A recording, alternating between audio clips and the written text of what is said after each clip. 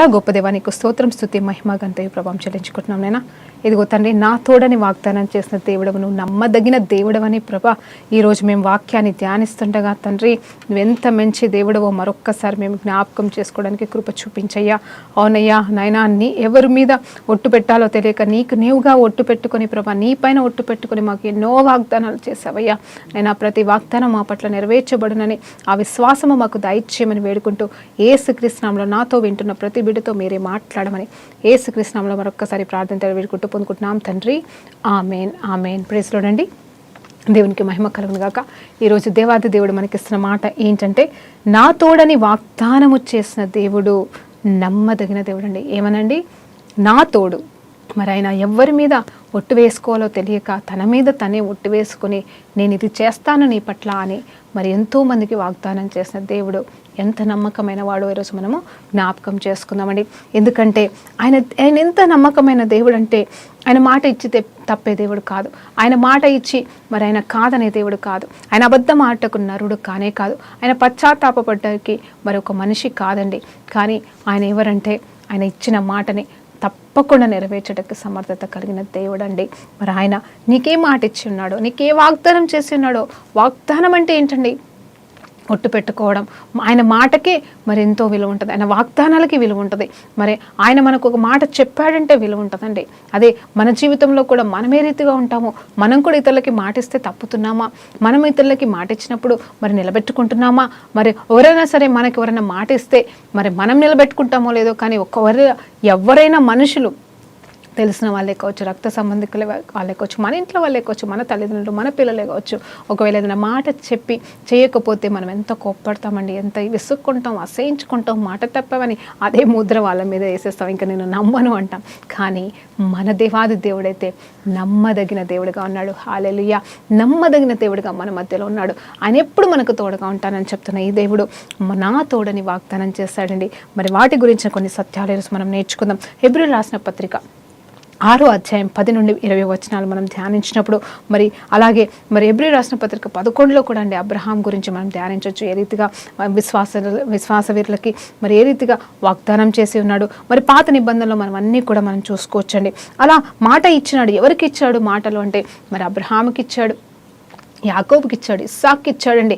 ఎంతోమందికి వాగ్దానాలు ఇచ్చాడు. ఇదిగో నా ఒట్టని మరి నిబంధన పూర్వకమైన మాటనిచ్చి ఉన్నాడు. నిబంధన చేస్తున్నాడు. కేవలం అక్కడ ఒట్టేసి నోటితో చెప్పడం మాత్రమే కాదు, మరి నిబంధన కూడా చేసుకుంటున్నాడు. నిబంధన అనేది ఇంకా బ్రేక్ కాదండి, ఎప్పటికెప్పటికి బ్రేక్ కాదు.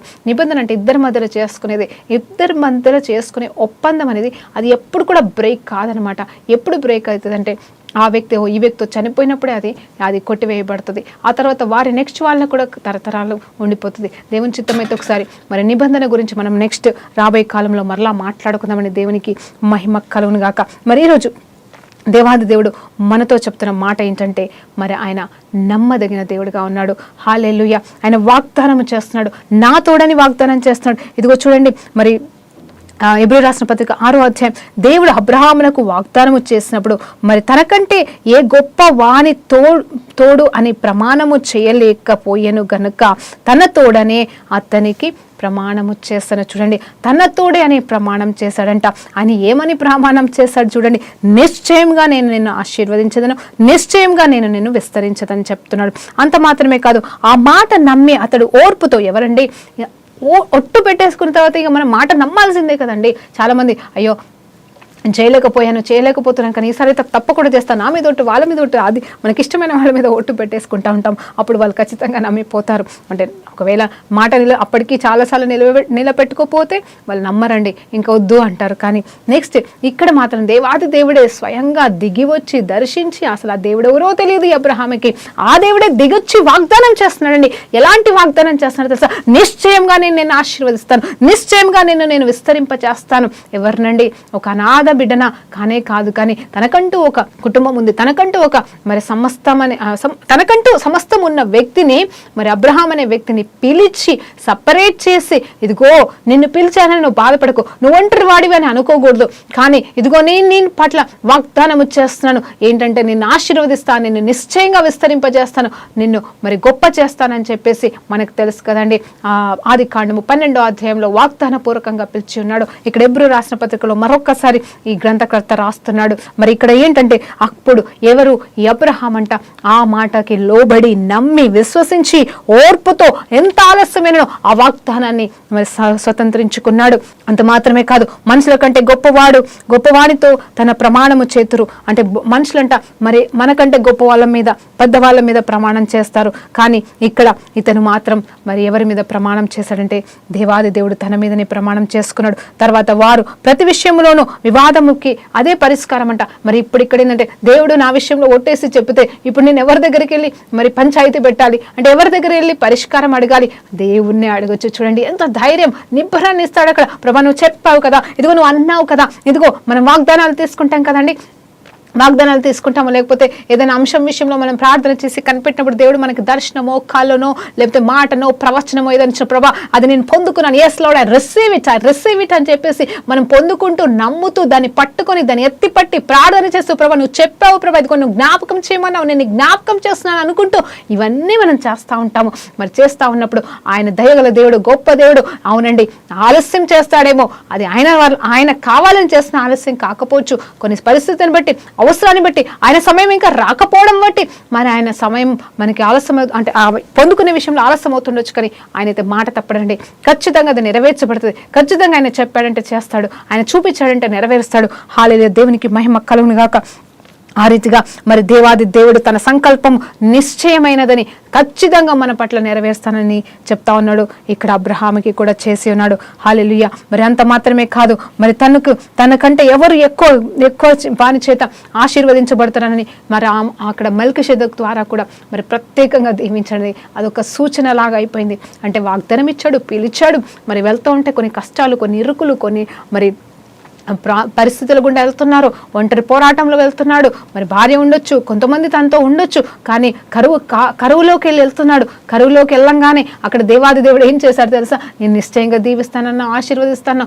ఏది ప్రభా నాకు కరువు వచ్చింది, కరువు వచ్చినప్పుడు కష్టం వచ్చింది ప్రభా, ఆ కష్టాన్ని బట్టి మరి ఇప్పుడు బయటకు వస్తుంటే మరి దేవుడు ఏం చేశాడు తెలుసా? కష్టాన్ని బట్టి బయటకు తీసుకురావడం మాత్రమే కాదు, ఆస్తికర్తగా కూడా చేసినాడు.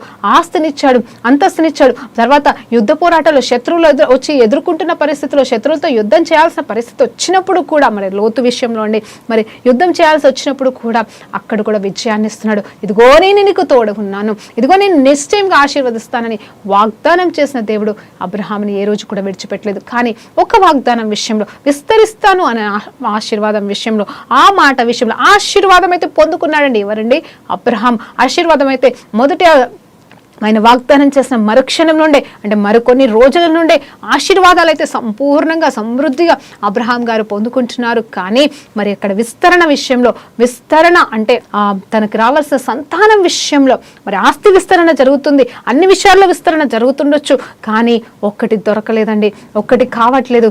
ఏంటంటే మరి నిజమైన సంతానం. ఆ సంతానం ఉంటేనే కదా సంతోషం ఆయనకి, మరి అదే కదా ఆయన కోరుకుంటున్నాడు. అంటే నిజంగా చెప్పాలంటే అబ్రహాము అడిగాడా? దేవాది దేవుడు ఒట్టేసి మరి చెప్పినాడు. ఒట్టేసి మరి నేను నిశ్చయంగా దీవిస్తాను, ఆశీర్వదిస్తాను అన్నప్పుడు, నేను గొప్ప జనంగా చేస్తాను అన్నప్పుడు, అయ్యా మరి గొప్ప జనం ఎట్లా చేస్తావు, మరి బిడ్డనిస్తావా అనే సంభాషణ అక్కడ లేదు. కానీ అయితే అబ్రహాం నమ్మాడు, ఖచ్చితంగా సంతానం ఇస్తాడని. ఆ వయసులో మరి ఆ 75 ఏళ్ళ వయసులో కూడా నమ్మి ఉన్నాడు, అడుగు పెట్టాడు, ఓపికతో నడుస్తూ ఉన్నాడు. కానీ సంతానం అనేది ఆలస్యమైంది. అవునండి, సంతానం అనేది విషయంలో ఆలస్యమైంది, కానీ దేవుడు మాట తప్పలేదు కదండి. 100 సంవత్సరాలు వచ్చే లోపల మరి ఖచ్చితంగా మరి దేవుడు నెరవేర్చాడు, గొప్ప కార్యాలు చేశాడు, విస్తరణ కూడా జరిగింది. మనమే ప్రూఫ్, మనమే సంతానమై ఉన్నాము అబ్రహాముకి. మనము అప్పటి నుండి ఇప్పటి వరకు ఆయనకి ఇచ్చిన ఆ వాగ్దానం, ఆ నా తోడని చేసిన వాగ్దానం ఈ రోజు వరకు నెరవేర్చబడుతుందంటే నా పట్ల చేస్తున్న ఈ ప్రెజెంట్ కాలపు వాగ్దానాలు కూడా ఆయన చేస్తే, అవునండి ఆయన చేస్తే, ఆయన నీకు వాగ్దానం ఇస్తే, ఆయన నీకు వాక్యం ఇస్తే హల్లెలూయా ఖచ్చితంగా ఆయన నెరవేరుస్తాడు. ఒకవేళ జరగట్లేదు అంటే దాని వెనకాల ఏదో కారణం ఉంటుంది. ఆ కారణం దేవుడు కానే కాదు, కానీ ఆలస్యం అవుతుందంటే మేబీ దేవుని సమయం రాలేదు, మరలా చెప్తున్నాను, లేదా మనం ఎక్కడో తప్పిపోయి ఉన్నాము అని అర్థం.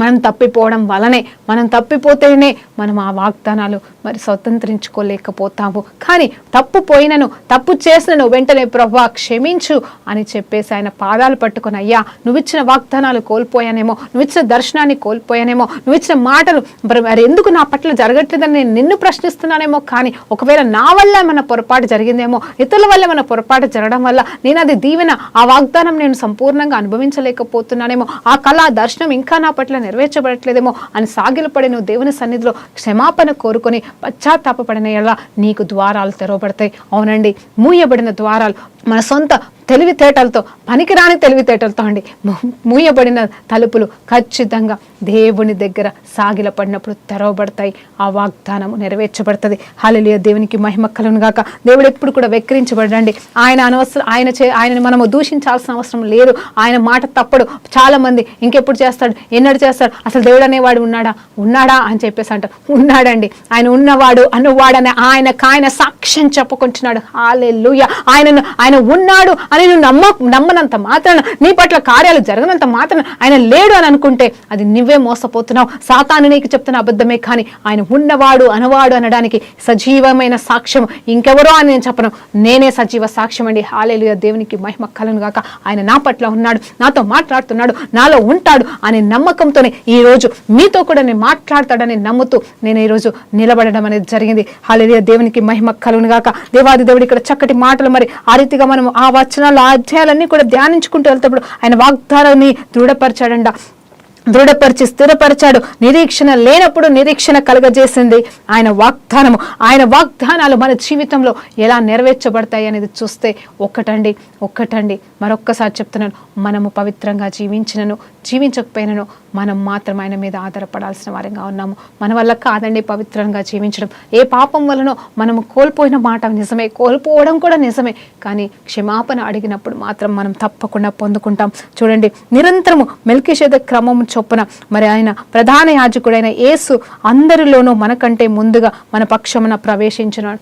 అంటే ఇక్కడ చూడండి, ఒక్కొక్క మాట, ఒక్కొక్క వచనము ఏ రీతిగా ముందుకు సాగుతుందనేది చూస్తే ఆయన ఎక్కడ ఆరంభించాడంటే హెబ్రీ గ్రంథకర్త ఒక్కొక్కరి గురించి మన అంటే పాత నిబంధన గురించి, తర్వాత ఏం జరిగింది, దేవుడు ఎలాంటి వాడు, ఏం చేస్తున్నాడు, దేవుడి గురించి అన్నీ కూడా లక్షణాల గురించి, దేవుడు మన పట్ల ఏమై ఉన్నాడు, ఆయన రక్తం ఎందుకు చిందించాడు, ఆయన మన పట్ల ఎలా విమోచన క్రయదయముగా మార్చబడ్డాడు అని చెప్తూ మరి మొదటి పురుషుడైన ఆదాము ఉన్నాడు. ఆదాం తర్వాత అబ్రహాము దగ్గర నుండి మాట్లాడుతూ వస్తున్నాడు.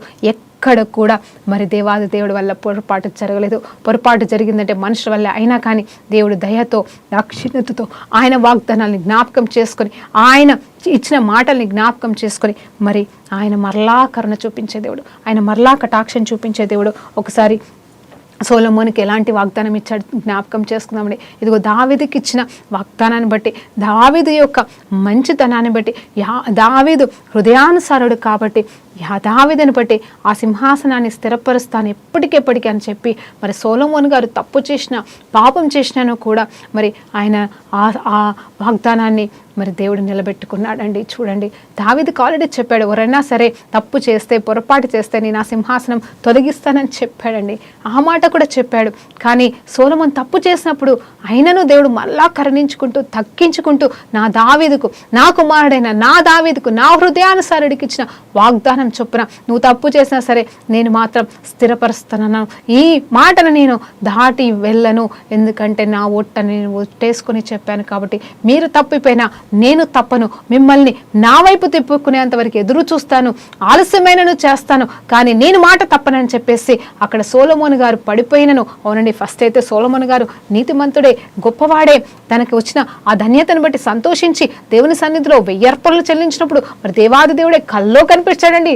చూడండి, నిజంగా సొలొమోను గురించి కూడా ధ్యానించవలసిన వారుగా ఉన్నాం మనం. రాబోయే కాలంలో దేవుని చిత్తమైతే మనం ఖచ్చితంగా రాబోయే కాలంలో సొలొమోను జీవితాన్ని కూడా మనం ధ్యానిద్దామండి. అయితే ఇక్కడ ఏం జరుగుతుందంటే, ఇక్కడ మరి ఆయనైతే కల్లో కనిపించి జ్ఞానం ఇచ్చాడు, జ్ఞానంతో పాటుగా ఆస్తి అంతస్తు అంతా ఇచ్చాడు, ఇంకా ఇచ్చాడు. కానీ తర్వాత సొలొమోన్ తప్పిపోవడం వల్ల కట్టబడిన మందిరం కూలడానికి కారకుడయ్యాడు. ఆ తర్వాత మరి ఇజ్రాయెలైట్స్ని మరి 2 భాగాలుగా విభజించడానికి కూడా 2 రాజ్యాలుగా విడిపోవడానికి కూడా సొలొమోన్ గారే కారకులయ్యారు. అయినా కూడా ఆ సింహాసనాన్ని సొలొమోన్ నుండి అంటే ఆ దావీదు వంశావళి నుండి ఆపలేదు కానీ అంటే తీసివేయలేదు కానీ నెరవేర్చడానికి సమర్థత కలిగిన దేవుడు, క్షమాపణ కలిగిన దేవుడు మరి కొనసాగించాడండి. ఎవరి ద్వారానో మాట్లాడుతూ సరిచేసుకుంటూ మెల్లమెల్లిగా యేసు ప్రభు రానే వచ్చాడండి. హల్లెలూయా. అందునిమిత్తం దేవుడు శేషమును మిగిల్చుకుంటూ వచ్చాడు, కాపాడుతూనే వచ్చాడు. దావీదు మహారాజుకి ఇచ్చిన మాటని, అబ్రహాంకి ఇచ్చిన మాటని ఏ రోజు ఏ విషయంలో కూడా పొల్లు పోనీయలేదండి. దేవునికి మహిమ కలుగును గాక. ఒకసారి ఐజయా గ్రంథం గురించి కూడా ధ్యానిద్దామండి. అంటే మరి నా తోడని ప్రత్యేకంగా ఒట్టు పెట్టుకున్న సందర్భాలని మీకు తీసి చూపిస్తున్నాను. మొట్టమొదటిగా ఇక్కడ చూసినప్పుడు మరి తండ్రి దేవుడు అబ్రహాముతో నా ఒట్టని చేస్తాడండి. ఏషియా గ్రంథంలో చూసినప్పుడు అక్కడ ఏమని ఉంటుందంటే మరి 7వ వచనము 8వ వచనం 9వ వచనం చూసినప్పుడు ఇదిగో యెహోవా జ్ఞాపకర్తకులారా విశ్రమించకుడి, ఆయన యెరూషలేమును స్థాపించు వరకు లోకమంతట దానిని ప్రసిద్ధి కలుగజేయు వరకు ఆయన విశ్రమింపనీయకుడి. తన దక్షిణ హస్తము తోడండి. చూడండి 7వ వచనం 2వ భాగం చదువుతున్నాను. తన దక్షిణ హస్తము తోడనియు బాహుబలము తోడనియు. చూడండి, తన దక్షిణ హస్తము తోడనియు అంటే తన బాహుబలము తోడంటే తన మీదనే ఒట్టేసుకుంటున్నాడు. ఇక్కడ దేవాది దేవుడు తన దక్షిణ హస్తం అంటే యేసుప్రభు అనుకుందాం కాసేపు. మరి యేసుప్రభు తోడనో లేకపోతే తన దక్షిణ హస్తము తోడనో ఒట్టేసుకుంటున్నాడు. బాహుబలము తన శక్తి సామర్థ్యాల గురించి మాట్లాడుతూ మరి తన బలము తోడని మరి వాగ్దానం చేస్తూ యెహోవా ఇలాగు ప్రమాణము చేస్తానంట. చూడండి, ఇలాగు ప్రమాణము చేస్తాను. ఏమని చేస్తున్నాడంటే నిశ్చయముగా ఇక నీ ధాన్యమును నీ శత్రువులకు ఆహారముగా నేను ఇవ్వను. నీవు ప్రయాసపడి తీసిన ద్రాక్షారసము అన్యులు త్రాగరు. ధాన్యమును కూర్చువారే దానిని భుజింతురు, యెహోవాను స్తుతింతురు. పండ్లు కోసిన వారే మరి వాటిని పరిశుద్ధాలయమందులో వాటిని త్రాగుదురు అని చెప్తున్నాడు. చూడండి, ఇక్కడ 7, 8, 9 వచనాలు చూస్తే తన మీద ఒట్టేసుకుంటున్నాడు, తన బాహుబలం మీద ఒట్టేసుకుంటున్నాడు, తన దక్షిణ హస్తము తోడని మరి ఒట్టేసుకుంటున్నాడు. మరి ఏమని ఒట్టేసుకుంటున్నాడంటే ఇక మీదట ఇదిగో నీకు సంబంధించింది అంతా ఎవరైనా దొంగలించారా, ఇదిగో నీకు సంబంధించిన దాన్ని ఎవరైనా ఎత్తుకపోయారా. మరి దేవుడు చెప్తున్న మాట ఏంటంటే ఇక మీదట అట్లాంటిది జరగనీయకుండా ఇదిగో తన దక్షిణ హస్తము తోడని నీకు వాగ్దానం చేస్తున్నాడమ్మా. ఈరోజు నా మాట వింటున్న నీతో మాట్లాడుతున్నాడు. ప్రత్యేకమైన వాగ్దానం. అవును, అక్కడ అబ్రహాముకు చేసిన వాగ్దానము, దాని వాగ్దానం వల్ల మనం ఈ రోజు వరకు రక్షించబడి రక్షణ పొందుకొని నిత్య జీవానికి వారసులు మనం అవడానికి, మనం ఆయన రక్తం చేత కడవబడడానికి, యేసు ప్రభువు రావడానికి కారణమైంది అప్పుడు ఆయన చేసిన వాగ్దానం. ఇప్పుడు ఇక్కడ చేసిన వాగ్దానం ప్రత్యేకంగా పర్టికులర్గా మనకి పర్సనల్గా ఇచ్చిన వాగ్దానం ఏంటంటే నీకు నష్టం జరిగిందా, నువ్వు సంపాదించింది పొడగొట్టుకున్నావా, నీ కుటుంబం కూలిపోయిందా, ఇదిగో దుష్టుడు దొంగలించాడా, అపహరించాడా, నువ్వు కష్టపడితే ఇంకొకరు ఎత్తుకొని పోతున్నారో, నీకు మేలు కలగలేదా, మరి ఇంకొకరికి పేరు వచ్చిందా, మరి ఏదైనాను దేవుడు చెప్తున్నాడు నీకు న్యాయం చేస్తానని తన దక్షిణాస్తము తోడని వాగ్దానం చేస్తున్నాడు, ప్రమాణం చేసి చెప్తున్నాడు. ఇక మీదట అలాంటివి జరగకుండా నిన్ను దీవిస్తాను, ఆశీర్వదిస్తానని నిశ్చయముగా ఆయన మాట ఇస్తున్నాడు. ఇంకా నిశ్చయం అంటే డబల్ స్టాంపింగ్ లాగా అండి దాని అర్థం. హల్లెలూయా, దేవునికి మహిమ కలుగును గాక. చూడండి, మరి ఇక్కడ ఆశీర్వాదాల గురించి మాట్లాడుతున్నాడు. ఇక్కడ ఇవన్నీ కూడా కేవలం ఆశీర్వాదం అంటే అన్ని విషయాలలో ఆశీర్వాదం, అబండెంట్ లైఫ్. అవునండి, దేవుడైతే మనకి జీవము నిత్య జీవాన్ని ఇవ్వడానికి వచ్చినట్టు మరి యోహాను సువార్త 10వ అధ్యాయం 10వ వచనంలో చూసినప్పుడు ఒక మాట ఉంటుంది కదండి, అక్కడ పూర్తిగా చదవము. ఇప్పుడు ఫస్ట్ ఇది ఏమంటాడు, దొంగలించడానికి నరహత్య చేయడానికి వస్తున్నాడు, నేనైతే మరి జీవము సమృద్ధి కలిగిన జీవితాన్ని ఇవ్వడానికి వచ్చానంటాడు. నిజం చెప్పాలంటే ఆల్రెడీ ఆ 10వ వచనంలో ఉన్న ఆ మొదటి భాగం అంతా మరి నెరవేర్చబడిందండి. ఆల్రెడీ దొంగలించేశాడు, మన జీవితంలో నష్టం చేసేసాడు, వాడు చేయాల్సిందంతా చేశాడు, ఇంకా చేస్తూనే ఉన్నాడండి. కానీ దేవుడు కూడా చేస్తున్నాడు. వాడే చేస్తే మరి దేవుడు ఇంకెంత చేస్తాడు. దేవుడు ఏం చేస్తున్నాడంటే ఇదిగో నా మట్టుకి నేనైతే మీకు జీవాన్ని, నిత్య జీవాన్ని, అంత మాత్రమే కాదు సమృద్ధి కలిగిన జీవితాన్ని ఇవ్వడానికి వచ్చి ఉన్నాను, కాబట్టి మీరు భయపడొద్దని చెప్తున్నాడు. అవునండి, ఆయన వచ్చిందే మనకి నిత్య జీవం ఇవ్వడానికి, అలాగే మనల్ని సమృద్ధిలోకి నడిపించడానికి. అది నీ జీవితంలో లైఫ్ అంటే ఇట్ ఇన్క్లూడ్స్ ఎవ్రీథింగ్ అండి. మళ్ళీ చెప్తున్నాను ఏంటంటే లైఫ్ అంటే ఏదో ఒక దినము కాదు, 2 రోజులు కాదు, ఈ సంవత్సరం అని కాదు, కానీ మన జీవితానికి సంబంధించిన ప్రతి భాగం, అది నువ్వు ఏ ఏరియాలో ఉన్నా, మరి కుటుంబ జీవితమే కావచ్చు, జాబ్ పరంగా, కెరీర్ పరంగా, మరి పరిచర్య పరంగా ఏ ఏరియానన్నా తీసుకో, మరి ప్రతి ఏరియాలో కూడా మరి జీవితంని సమృద్ధిగా ఇవ్వడానికి వచ్చి ఉన్నాడు. అది మనం విశ్వాసంతో ఈరోజు మనం పొందుకుందామండి. దేవునికి మహిమ కలుగును గాక. ఆ తర్వాత ఇంకొక మాట చెప్తున్నాను, జాగ్రత్తగా వినండి. నీవు ఇప్పుడు సరే, దేవుడైతే వాగ్దానం చేస్తున్నాడు, నిలబెట్టుకుంటాడు. మనుషులు నిలబెట్టుకుంటున్నారా అంటే ఏమో, మరి నీకు ఇచ్చిన వాళ్ళు నిలబెట్టుకున్నారా, మాట తప్పుతున్నారా, అప్పుల విషయంలోనే కావచ్చు, ఇంకే విషయంలోనే కావచ్చు, దానివల్ల నష్టం ఎవరికి వస్తుందండి, మనకే వస్తుంది కావచ్చు. కానీ ఇప్పుడు నేను అడుగుతున్నాను, నువ్వెవరికైనా మాట ఇచ్చి తప్పుకున్నావా?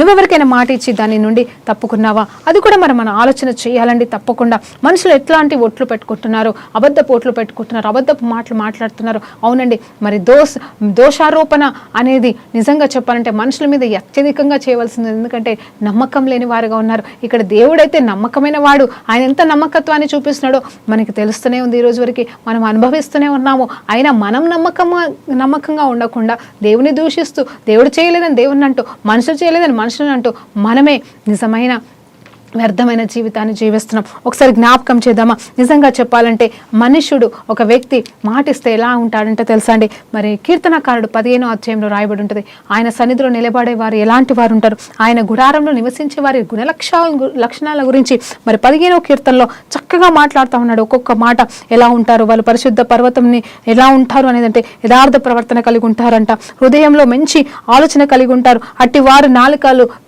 అబద్ధాలు ఆడవంట, కొండములు ఆడవంట, మరి వారు మాట ఇచ్చి తప్పరంట. అంత మాత్రమే కాదు, పొరుగు వారి మీద నిందలేయరంట, మరి వారి దృష్టికి మరి మంచిదే చేస్తారంట, మరి నీచుడు అసహ్యులంట. మరి ఇలా ఆలోచించుకుంటూ పోతే 4వ వచనంలో ఒక చక్కటి మాట ఉంటుందండి, అతడు ప్రమాణము చేయగా.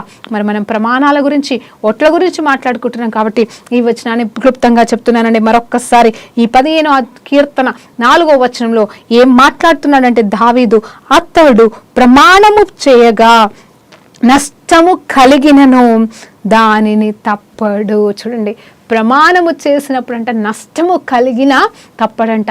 అలాంటి వ్యక్తి దేవుని గుడారంలో నివసించడానికి యోగ్యుడని ఇక్కడ కీర్తనకారుడు చెప్తున్నాడు. ఇప్పుడు నిజంగా నువ్వు క్రైస్తవ బిడ్డవైతే, క్రైస్తవుడివైతే, క్రీస్తు బిడ్డవైతే, నువ్వు క్రీస్తు పోలికలో జీవించాలనేది నీ ఉద్దేశం అయితే, ఆలోచన అయితే, దేవుడైతే నెరవేరుస్తాడు వాగ్దానాలు. ఆయనైతే తప్పడు. మరి మన పట్ల ప్రత్యేకంగా ఇచ్చిన వాగ్దానాలే కావచ్చు, సందర్భాలని బట్టి ఇచ్చిన వాగ్దానాలు కూడా నెరవేరుస్తాడు. మరి దేవాది దేవుడు ఈరోజు నన్ను అడుగుతున్నాడు ఏంటంటే, నువ్వు ఎవరికైనా ప్రమాణం చేసి నిలబెట్టుకున్నావా లేదా? నిలబెట్టుకోలేకపోతే సహాయం అడుగు దేవుణ్ణి, లేకపోతే ఇంకొక మాట ఇచ్చినప్పుడైనా దాన్నన్నా నిలబెట్టుకోవడానికి ప్రయత్నించు. తప్పు చేస్తే ఒప్పుకో, నీ వల్ల కాకపోతే సహాయం కోరుకో. అంతేకాని మరి తప్పిపోయినట్టుగా, లేకపోతే దొంగలాగా తప్పించుకొని తిరగాల్సిన వారము మనము కానే కాదు. ఎస్, నువ్వు ప్రమాణము చేసినప్పుడు ఏం చేయాలంటే, ఇదిగో ఇతనంటే నష్టము కలిగినా కూడా మాట మాత్రం నిలబెట్టుకుంటాడంట, మాట తప్పడంట. చూడండి, అలాంటి జీవితం మనం ఎప్పటికీ అన్ని వేళలా కలిగి ఉండాలని దేవుడు మన పట్ల మరి ఆశ కలిగి ఉన్నాడండి. మనము మనుషులకి చేస్తే, లూకాసు వార్తలో ఒక చక్కటి మాట ఉంటుంది ఏంటంటే, నువ్వు ఇతరుల నుండి ఏమి పొందాలనుకుంటున్నావో అది నువ్వు ఇతరులకి చెయ్యమని చెప్తున్నాడు. అవును, వాళ్ళ దగ్గర నుండి ప్రేమ ఆశిస్తున్నావా? నువ్వు ప్రేమించు. వాళ్ళ దగ్గర నుండి ఇంకేమన్నా ఆశిస్తున్నావా? నువ్వు ముందు వారికి ఇచ్చి చూడు. తర్వాత వారి దగ్గర నుండి వస్తుందా రాదా అది సెకండరీ. వాళ్ళు నిన్ను ప్రేమతో చూడాలి, నీకు విలువ ఇవ్వాలి, నిన్ను గొప్ప చేయాలి, లేకపోతే నిన్ను గొప్పగా భావించాలి. ఇలాంటివన్నీ నువ్వు ఎక్స్పెక్ట్ చేస్తున్నావా వేరే వాళ్ళ దగ్గర నుండి? దానికంటే ముందు నువ్వు ఇతరుల్ని గొప్పగా చూడు, ఇతరుల్ని ప్రేమించు, వాళ్ళని ఎంకరేజ్ చేయి. నీవు వారి నుండి ఏమి ఆశిస్తున్నావో మొట్టమొదటిగా నువ్వు వారికి ప్రయత్నించు చేయడానికి. అంటే అది నీ శక్తికి మించిన దాని గురించి నేను మాట్లాడలేదు, కానీ మరి నువ్వు చేయగలిగితే, నువ్వు అది చేసినప్పుడు దేవాది దేవుడు సహాయం చేసి వారు కూడా అప్పుడు నీకు ఇస్తారు. అంటే ఇచ్చిపుచ్చుకున్నట్టులో మంచిదేనండి, తప్పని నేను చెప్పట్లేదు. కానీ ఈవెన్ కొన్ని విషయాలలో, మాటల విషయంలో, మరి కొన్ని విషయాలలో కొంతమంది ఆలోచిస్తారు, అట్లా డిప్రెషన్ కూడా వెళ్ళిపోతారు. అయ్యో, నాకు ఎవరు ఏమి ఇవ్వట్లే, నన్ను ఎవరు పట్టించుకోవట్లే, నన్ను ఎవరు దృష్టించట్లేదు అని కూడా డిప్రెషన్కి వెళ్ళే వాళ్ళు కూడా ఉన్నారు. అలాంటి వాళ్ళని బట్టి ఈరోజు నేను చెప్తున్నానంటే, okay, you are expecting something from them. అది మాటే కావచ్చు, అది జస్ట్ పొగడితేనే కావచ్చు, అది నువ్వు ఇతరులకు ఇస్తే ఖచ్చితంగా నీకు వస్తుంది. నువ్వేం వెతుకుతావో అది కోస్తావు. అక్కడ నుండి కాకపోయినా ఇంకెక్కడి నుండైనా వస్తుంది అని చెప్పేసి ఈరోజు నీకు జ్ఞాపకం చేస్తున్నాను. సో మరొకసారి జ్ఞాపకం చేస్తున్నాను. అయితే ఈ మంచి వ్యక్తి దేవాది దేవుడితో పాటుగా దేవాది దేవుని నామంలో జీవిస్తున్న వ్యక్తులు, ఆయన బిడ్డలమైన మనము ఏం చేస్తామంటే మనకు కష్టం వచ్చినను మాట ఇచ్చినామంటే నెరవేర్చుకుంటాం. హల్లెలూయా. కష్టమైన చూడండి, నష్టం వచ్చినను, ఇక్కడ ఎంత మంచి మాట ఉందంటే, అంటే నష్టము కలిగినా కూడా మాట తప్పడంట. మరి చూడండి, మరి ఎంతోమంది బిజినెస్లో ఉన్నప్పుడు మరి చాలా నష్టాలు వస్తూ ఉంటాయి. మరి పంట పొలాల విషయంలో ఎన్నో నష్టాలు వస్తూ ఉంటాయి. అయినా సరే అయ్యో మరి ఒప్పుకున్నాం కదా, ఒప్పుకున్నంత ఇవ్వాలి కదా అన్నప్పుడు మరి ఇవ్వలేరు, కష్టమే అని ఇస్తాము అని మళ్ళొక్క మాట ఇవ్వడంలో తప్పలేదు. కానీ మేము ఇవ్వము, అవసరం లేదు అని ఎగ్గొట్టడం అనేది అది దేవునికి చిత్తమైనది కాదు. అలాగే దేవుడు నీ పట్ల చేస్తే మనకి దేవుడికి వ్యత్యాసం ఏమైనా ఉంటుందా అండి? కానీ అలా అయితే దేవుడు అలా చేయడు. కానీ మనము ఆ రీతిగా ఒక్కొక్కసారి నష్టపోతాం. మన ఆశీర్వాదపు తలుపులని మనమే వేస్తామండి. ఆయన మన నుండి ఆశిస్తున్నవి రెండండి. ఒక్కటి, ఎప్పుడు మనల్ని పరిశుద్ధంగా ఉండాలని కోరుకుంటున్నాడు. ఎప్పుడు మనం పరిశుద్ధంగా ఉండాలని కోరుకుంటాం. అంటే ఆ పరిశుద్ధత అనేది మనము ఉండలేము, కానీ ఉండాలని నువ్వు కోరుకుంటున్నావా? ప్రయత్నించావా? మరి ఆయనకి ఇష్టడుగా జీవించడానికి నువ్వు ప్రయత్నిస్తున్నావా? ఇవన్నీ మనం చేసినప్పుడే వాగ్దానాలు నిలబెట్టుకుంటాం. కానీ నేనండి మొన్న రీసెంట్గా వాగ్దానాలు చూసినప్పుడు ఒక సంఘం వాళ్ళు వాగ్దానాలు ఇచ్చి దాని కింద కండిషన్ పెట్టారు. ఆశ్చర్యం వేస్తుంది. అంటే ఒక వాగ్దానం అయితే పైన ఉంది, కింద కండిషన్ లాగా కూడా మీరు ఇది చేస్తేనే అన్నట్టుగా. అది మళ్ళీ వాక్యంలోకి వెళ్ళే అన్నప్పుడు నేను ఆశ్చర్యపడిపోయా. దేవా, నువ్వైతే కండిషన్, దేవుని ప్రేమ అయితే అన్కండిషనల్ అండి, కానీ దేవుని వాగ్దానాలు కండిషనల్ వాగ్దానాలు అంట. ఇది మీరు చేస్తే ఇది నేను చేస్తాను, ఇలా మీరు ఉంటే ఇది నేను ఉంటాను అని చెప్పిన దేవుడు. నిజంగా చెప్తున్నాను, పరిశుద్ధాత్మ దేవుడు జ్ఞాపకం చేస్తున్నాడు. అబ్రహాము మాట తప్పలేదా? అబ్రహాము అగర్ని పెళ్లి చేసుకోవడానికి మరి ఇస్మాయిల్ని పెళ్లి చేసుకొని ఇస్మాయిల్ని కనలేదా? అయినా కూడా దేవుడు మాట తప్పలేదండి. తనకి కుమారుణ్ణి ఇస్తానన్నాడు, ఇచ్చాడండి. ఈ సారమ్మ ద్వారానే అన్నాడు, సారమ్మ ద్వారానే ఇచ్చాడు. మరి ఆల్రెడీ నువ్వు కనేసావు కదని ఆయనని కాదని ఇంకొక అబ్రహామును ఎన్నుకోలేదు. కానీ ఆయన మాత్రం మాట తప్పలేదు. ఈవెన్ దావీదు విషయంలో కూడా ఇదిగో ఎవరైనా సరే తప్పు చేస్తే, పాపం చేస్తే నీ వంశంలో వాళ్ళు, మరి నీ బిడ్డలకి నేనైతే ఈ సింహాసనం ఇవ్వాలనుకుంటున్నాను, నీ జనరేషన్ని నిలపాలని నేను కోరుకుంటున్నాను. కానీ ఒకవేళ ఎవరైనా తప్పు చేసి దాని నుండి తప్పిపోతే మాత్రం నేను హెల్ప్లెస్, నా వల్ల కాదు, నేను మాత్రం తీసేస్తాను, వేరే వాళ్ళకి ఇవ్వడం జరుగుతుంది అని చెప్పిన దేవాది దేవుడు మరి కండిషన్ పెట్టాడు. కానీ ఆ కండిషన్ కూడా బ్రేక్ చేశాడు. వాగ్దానాన్ని అయితే బ్రేక్ చేయలేదు, కండిషన్ని బ్రేక్ చేశాడండి. నిజంగా ఎంత గొప్ప దేవుడు, ఎంత కరుణ గల దేవుడు, ఎంత మంచి దేవుడు అండి. అలాంటి మంచి దేవుణ్ణి మనము దూషించటం ఎంతవరకు కరెక్ట్? నువ్వు అనుకుంటున్నావా పోయిన సంవత్సరం వాగ్దానాలు నెరవేర్చబడలే, ఈ సంవత్సరం ఇంకేమున్నాయి, అదేముంది, ఇదేముంది, ఇది అది కాలేదా? అమ్మా, అది నీ పొరపాటు వల్ల నీ ఆలస్యం అవుతుంది. ఈరోజు నీ మనసును నూతనీకరించుకొని, ప్రభువా నన్ను క్షమించు, ఆలస్యమైనా సరే నువ్వు ఇస్తావని నేను నమ్ముతున్నానని సాగిలపడి మరొక్కసారి ఆయన సన్నిధిలో ఒప్పుకో. అలాగే నువ్వు ఎవరికైనా ఏదైనా మాట ఇచ్చావా, నువ్వు నిలబెట్టుకోలేకపోయావా, వారికి వెళ్ళి క్షమాపణ అడుగు, లేదా చేయడానికి ప్రయత్నించు. ఈ రెండిట్లో ఏదైనా చేయి, దేవుడు కూడా నీ పట్ల ప్రతిదీ నెరవేరుస్తాడు. హల్లెలూయా. దేవునికి మహిమ కలుగును గాక. ఆయన మనలో ఉండి మనల్ని నడిపించును గాక. ప్రార్థన చేసుకుందామని. పరిశుద్ధుడా గొప్ప దేవా, నీకు స్తోత్రం, స్తుతి, మహిమ, ఘనత, ప్రభావం చెల్లించుకుంటున్నాం నాయనా. ఈ సమయంలో అద్భుతకరుడు, ఆలోచనకర్తవు నాయనా. నా తండ్రి, మరి ఎవరి మీద ఒట్టు వేసుకోవాలో తెలియక నీ మీద నువ్వే ఒట్టు వేసుకుని మా జీవితాలని ప్రభా ఉద్ధరిస్తానని, దీవిస్తానని ప్రభా వాగ్దానం చేసిన నమ్మదగిన దేవా, ఈరోజు ప్రభా ఎంతమంది అయితే బిడ్డలు వాక్యం వింటున్నారో నాతో పాటుగా నైనా ప్రతి బిడ్డను ప్రభా, ఈ వాక్యం వింటున్న ప్రతి బిడ్డని నైనా తండ్రి వారి వాగ్దానాలు నెరవేర్చుకునేలాగా సహాయం చేయని ప్రభా, పొందుకునేలాగా సహాయం చేసి మీరే సమస్త మహిమ ఘనత ప్రభావాలు పొందుకోమని యేసుక్రీస్తు నామములో ప్రార్థించడం వేడుకుంటూ పొందుకుంటున్నాం తండ్రి. ఆమేన్. ప్రైజ్ లార్డ్ అండి. దేవునికి మహిమ కలుగును గాక.